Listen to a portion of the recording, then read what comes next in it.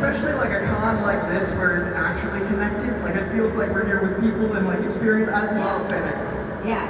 So much love to y'all, and I gotta start with a Boston question because hometown, you did a pre-Broadway here in Boston. We did. What were some of your favorite things in this fine city? Well, I remember staying, I think I was staying on the North End. Is that the right term? That is. Okay. Unless you're talking about South End, this thing. No, it's not the South End. Yeah, back in oh geez, you guys, 2007, maybe? 2006, I think. I did the pre-Broadway tryout of High Fidelity, the musical. Once we actually got to Broadway, we only ran for like a month. It was not long-lived. But it was so much fun, and we started it here, and I just had the best time. We were at the Colonial, yeah, and it was in the fall, so it was like the most, romantic time of year to be in Boston, and I just remember going to some really good bars. I don't remember much of the rest of those nights, and having excellent food and just loving like going out to lounge under trees and stuff when I wasn't at the theater. The con life means a lot of traveling, and I love that about it, but it also means it's hard to find towns that are actually foodie towns. Yeah. So many cities are like, oh, we got great food. I'm like, I disagree. But I think Boston has really great food. It does, yeah. It's like a staple. Was there anything that stood out to you that you think of as like, when I eat this, I think Boston? No, I don't remember anymore. Okay, that's good. Also, the drinking. Yeah, what are like the Boston foods? So personally for me, I love Boston pizza more than New York pizza. I know that's a weird statement. There's really, the buffalo chicken here is like nothing else, in my opinion. And then seafood is obviously, we got our clam chowder. We got like legal seafood down the street. Yeah. Is there anything you guys think of as a staple that I'm messing up because I moved 14 years ago?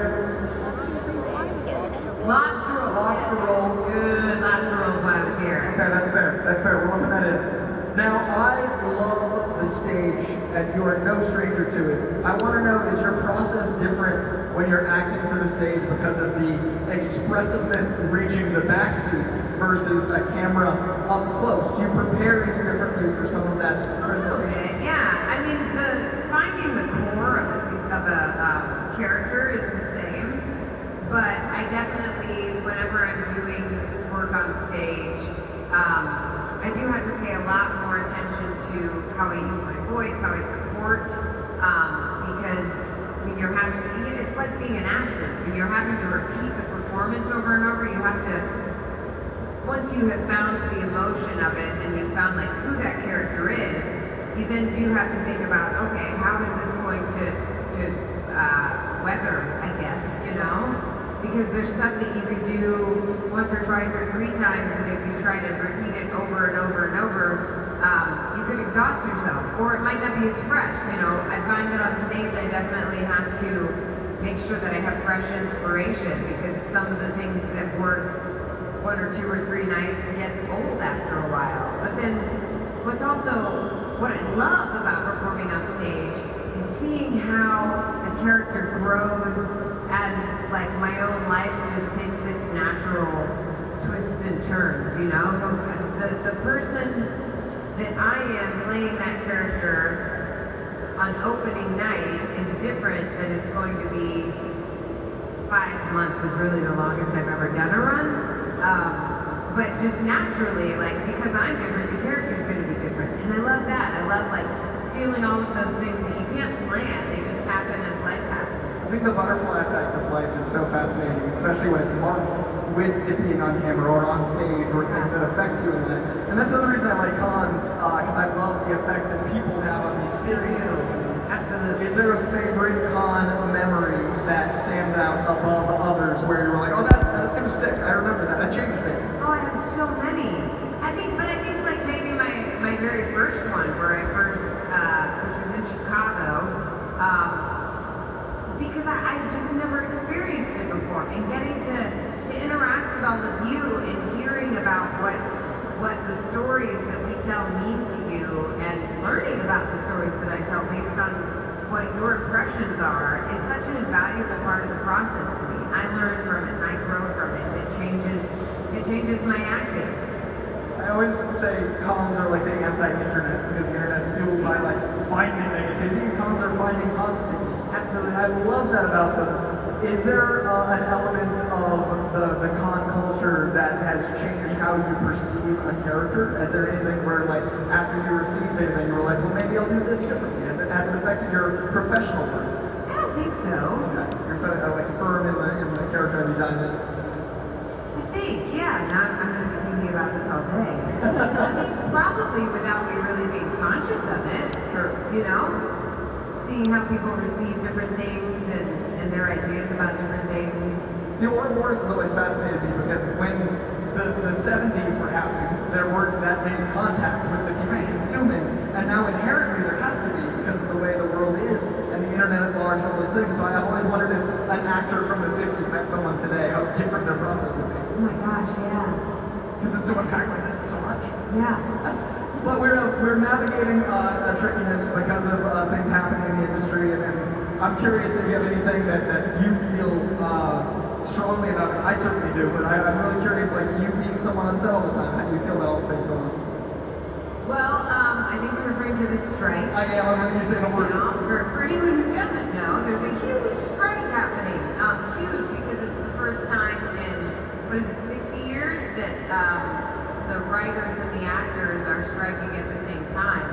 And it's horrible and unfortunate because we want to be working and we want to be creating these stories for all of you. And one of the things that I just want to make sure all of you know is how much we appreciate you. And I know that there's some stuff, especially coming to a convention, to find out we're not allowed to do, we're not allowed to say. And I'm sorry for that because that stings. And we really, really appreciate your support.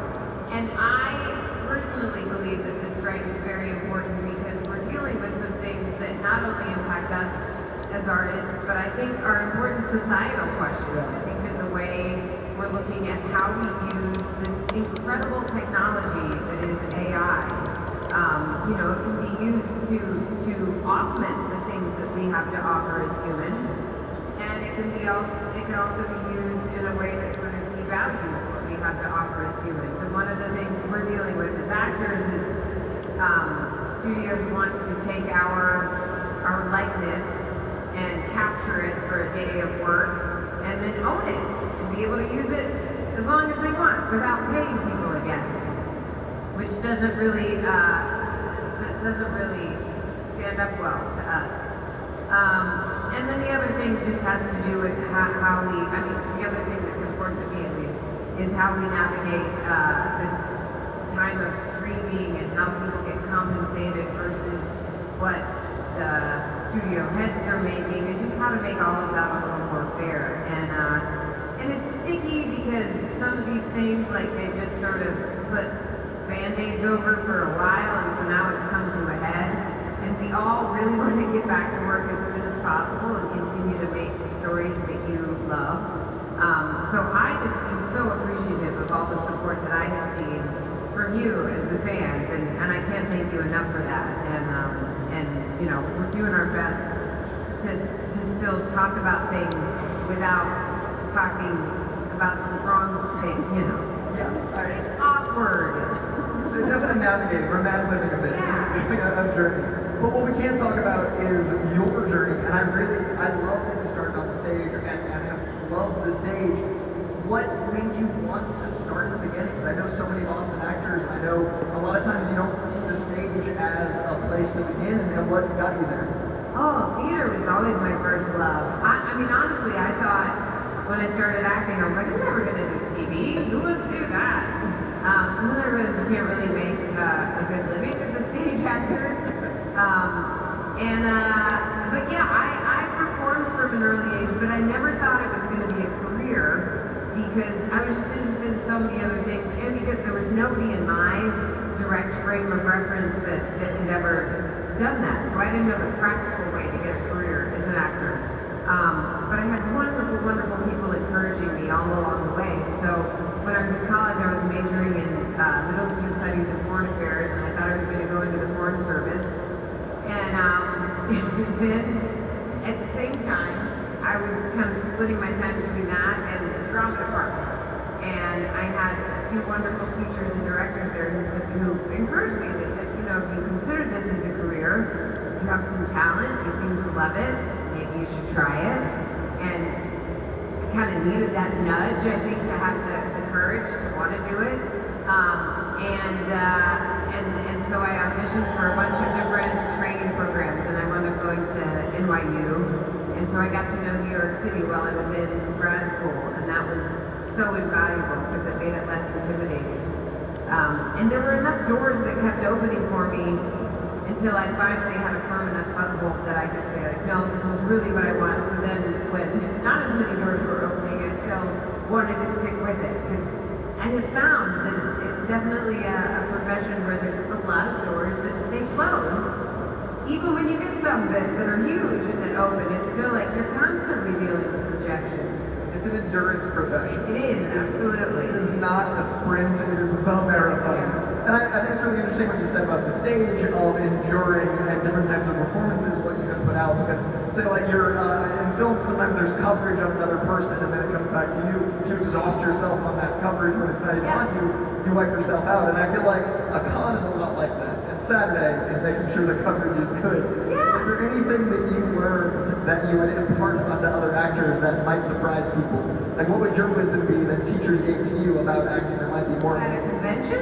about surviving the endurance that is the entertainment industry? Well, I think as in any creative field, I think you really have to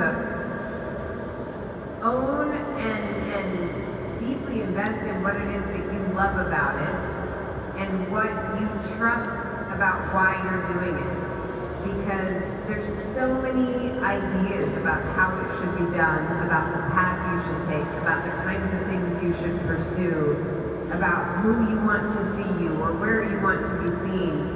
And everyone's got an opinion, and they're often very smart opinions, but I think because it is a profession where inherently you're going to deal with a lot of rejection, you're going to deal with a lot of people who are very negative. If you aren't really holding on to what it is that you love about it, it's easy to get lost. And you might find that you can get success in a few things, but if it's not linked to something that you really care about, it's not going to matter much. Because it's still just such a slog in so many ways.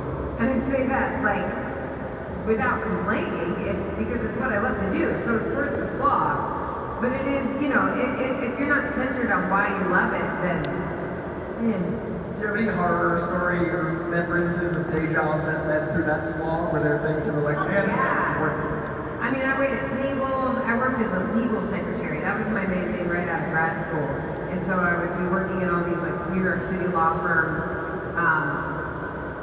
And I worked with a temp agency that was really great at placing me in places where I would only be at someone's desk for a few days, so they sort of felt like it wasn't really worth like teaching me too much to do because they were going to lose me soon, which meant I had free time to work on my auditions, because then I would run to my auditions on my lunch break, because you can do that in New York City, and then, you know, scurry back to the office.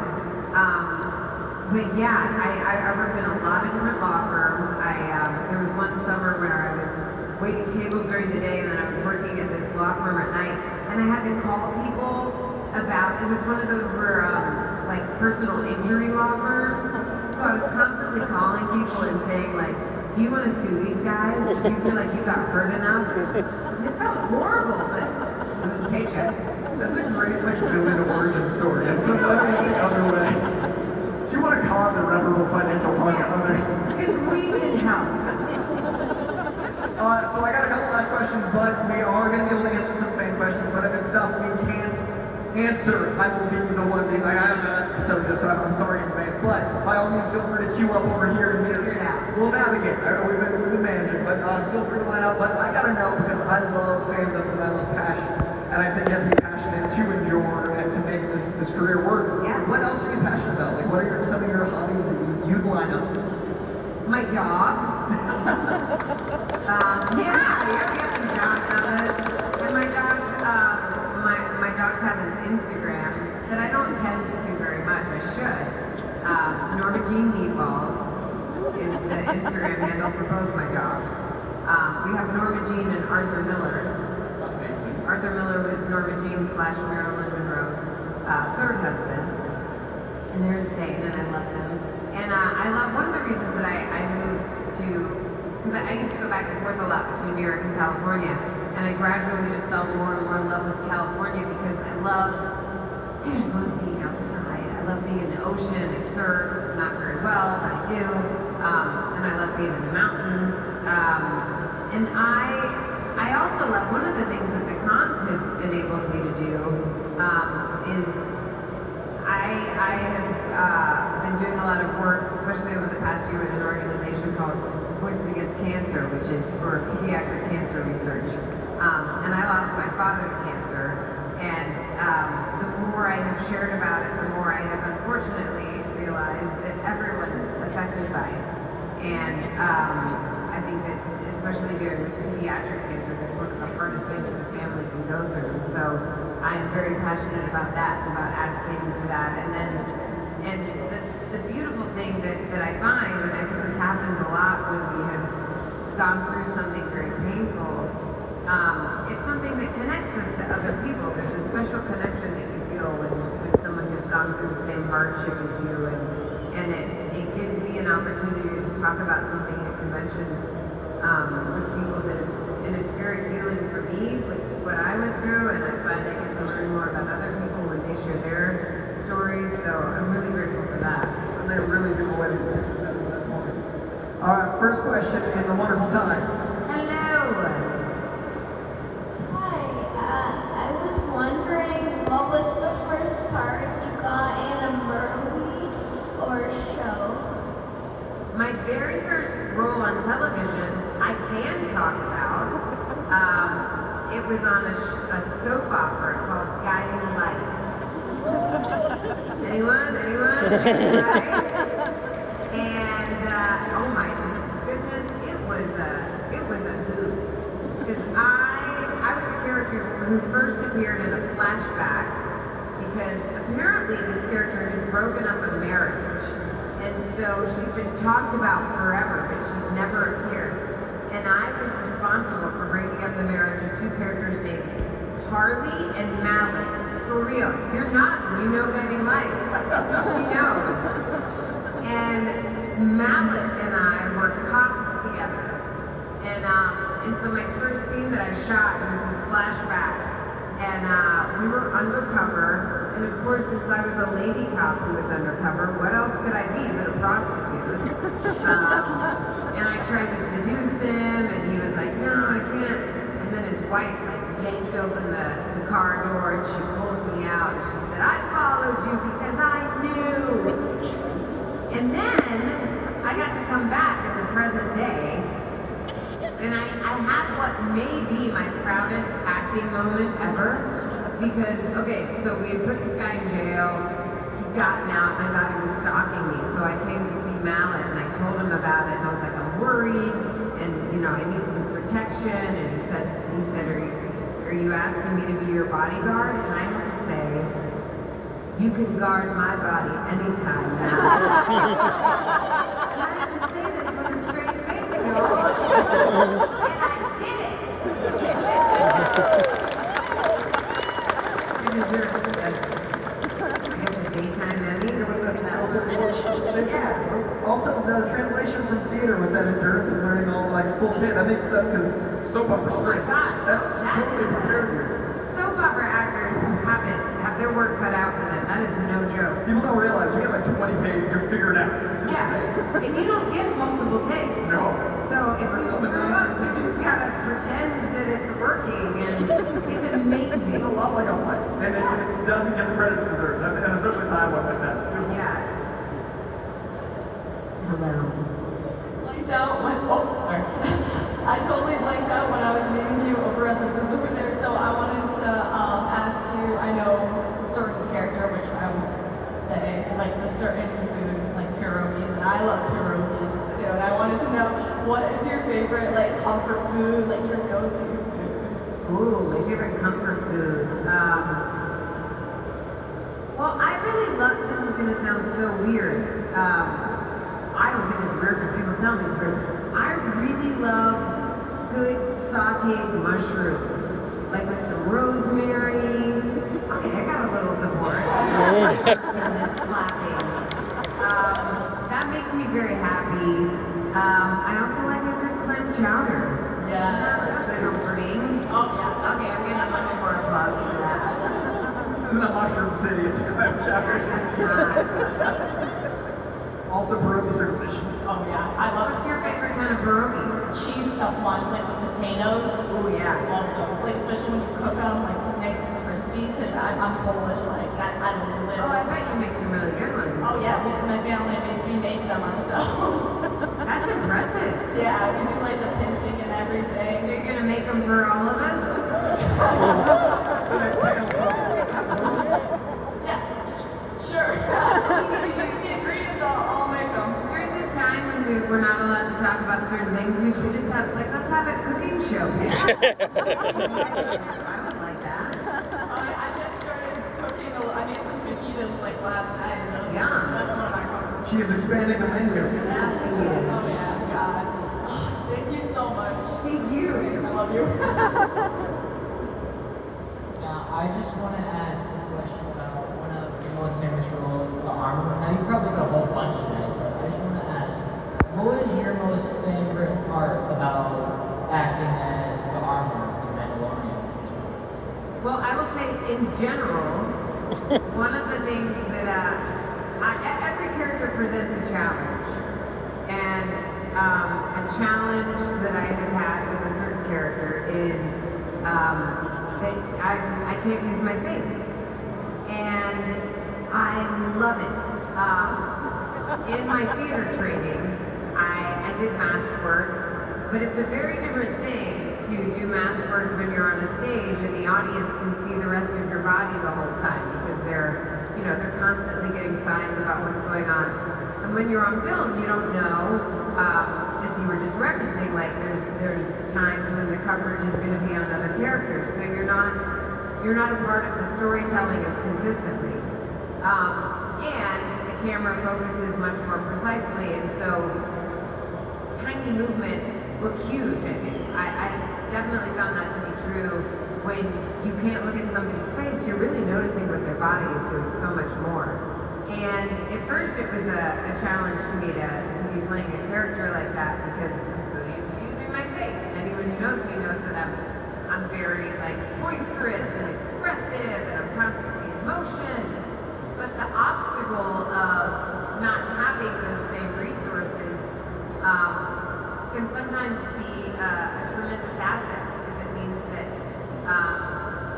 if you lose one of your senses, like if you can't see very well, then your hearing, I think, might become more perceptive, or if you can't hear as well, then you're going to pick up on things visually more. And so having one thing not as accessible means that other things become more expressive. And that is such a fun puzzle for me to figure out. I love the challenges that different characters pose, and that particular one has been really cool. And now it doesn't really feel like a challenge. Now it just sort of feels like it's right for the character. Thank you. It's like a different kind of minding. That's really cool. I wouldn't have thought of that. The physicality. That's rad. We're gonna do this one and our last one over here. I like your outfit. Thank you. I can confirm purple vision in that bucket. Wait, your microphone's not on, I think. Try it again. It might have just been accident. Hello? Oh. I can confirm purple vision in that thing is just atrocious. So kudos to you. That's just you're even more of a baddie for doing a whole show. Like seeing this much. What I wanted to say, and especially now because like there's gonna be like this breaks in between projects, kind of. So when you come back to work, when you come back to something that's new, what do you use to like inspire you and motivate you? Like are there any songs you have come up jam, or like a book, or like an old maybe like an old favorite movie that you watch, that you kind of interact with to inspire you and motivate you to get ready for like your next project? It's different every time. I love finding all of those resources because I'm a very intellectual, analytical person, and that only gets you so far. And so I love making playlists for characters. I love finding artwork that just sort of, sparks something for me. And that's one of the things that I really need because I can get like just so down in the trenches, like trying to figure out the right way to play a character.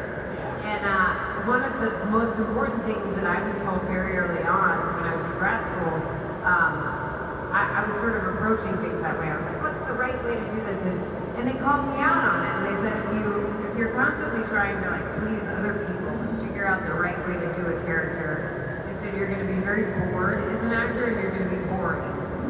Because you have to be willing to fall flat on your face. And I needed to hear that as an actor, and I just needed to hear that as a human being. I mean, this was in my early 20s when I was in grad school, and I had I figured out like a successful way to get through life so far. But that makes for a really boring, creative person. And so I'm so grateful for that, and sort of terrified by that. But I mean, to that end, I've been part of 2 shows that were in New York that were on worst of the year lists, including High Fidelity, but they were both written by Pulitzer Prize winners. Because David Lindsay Abaire, who had just won the Pulitzer for Rabbit Hole, he was our book writer for High Fidelity, and then I did another musical that John Patrick Shanley wrote, and he's won a Pulitzer. And it just goes to show that you kind of have to be willing to fall flat on your face, because sometimes that fine line between insanity of the bad sort, I guess, and insanity of the brilliant sort is, you can teeter just the right way. And I mean, I wish that I'd been part of their Pulitzer Prize winning projects, I guess. But I still loved working with them. I mean, they were such incredible artists. Well, you can say you were in 2 of the worst plays on Broadway. Like, Yeah. they can't say that. Pulitzer Prize, I mean, honestly. Yeah. You know all the time. That's the same reason I love to remind my high school drama teacher did not cast me in, we were doing Into the Woods, my, I don't know, junior year, I think, and I didn't even get cast. And then I got to play a lead role, I got to play Cinderella in that show when I got to college. And I told her, tell your students, like, that I did not get cast in high school. And I went on to have a career in it, and I'm fine. Because you're constantly dealing with the rejection. And I think that you guys get to see, you've come out to this show because you enjoy us in the shows that we've done that are the bright, shining prizes. But we only got here because we have gone through and continue to go through the things that fail or the things that we don't even get. I mean, I auditioned for, when I'm auditioning, which I'm not right now, like 100 projects a year, and I get, 1 or 2 or 3. Thank you so much. Thank you. So we're actually out of time for questions, but I have a compromise. If you guys are in line, you can come to this front row, so I'm gonna take a big selfie, so that would be my apology. So you guys up here, I'm so sorry. And she's right over there for questions. But for now, you 2 are here, but let's give it up for Emily.